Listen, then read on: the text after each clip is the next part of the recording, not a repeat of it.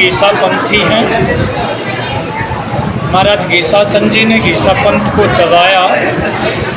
उन्हीं की याद में ये जो आश्रम है इसकी नींव रखी गई। इसका नाम है सतगुरु गीसा संत दरबार। मुख्य गद्दी खेखड़ा है, डिस्ट्रिक्ट बागपत, उत्तर प्रदेश।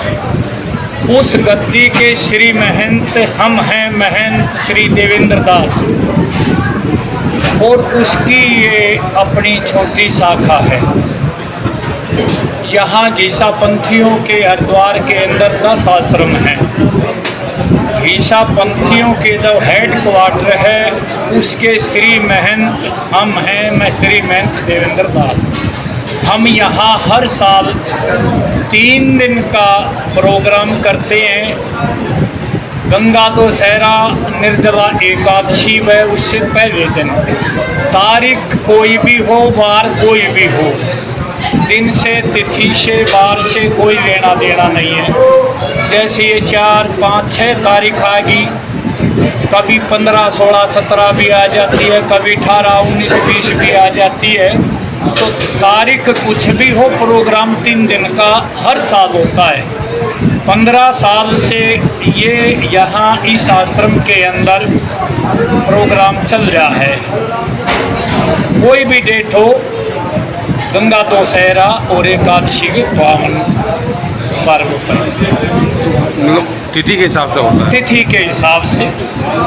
और जितने भी गीसा पंथी आश्रम हैं, कबीर पंथी आश्रम है, गरीबदासी आश्रम है हरिद्वार के अंदर, उन सबको निमंत्रण दिया जाता है भंडारे का।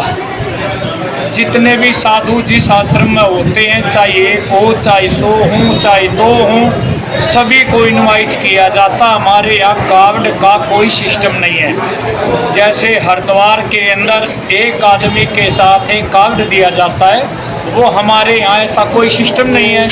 जिस आश्रम में जितने आदमी हैं उन सब का ही हमारे आश्रम में निमंत्रण है। पर्ची सिस्टम नहीं है। पर्ची सिस्टम हमारे यहाँ नहीं। यहाँ गंगा दशहरा के दिन सतगुरु गीसा संत पंडित छोड़ महाराज के ग्रंथ साहब का अखंड प्राप्त पाठ प्रारंभ होता है। वह निर्जला एकादशी को उसका संपूर्ण भोग लगाया जाता है।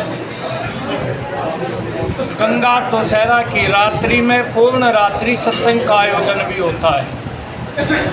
जिस दिन पाठ प्रारंभ होता है उसी दिन रात को पूर्ण रात्रि सत्संग भी हो जाता है। और भंडारा 3 दिन लगातार कंटिन्यू चलता है। कोई आओ, कहीं से आओ, कोई खाओ, किसी से कोई पूछताछ नहीं की जाती। सबसे बड़ी इस आश्रम की यही खूबी है। जैसे हर आश्रम में पर्ची देख के वहाँ उसको बैठने दिया जाता है, भोजन दिया जाता है, यहाँ ऐसा कुछ भी नहीं है। तो इसी के साथ हम अपने बड़े को विराम देते हैं। सबसे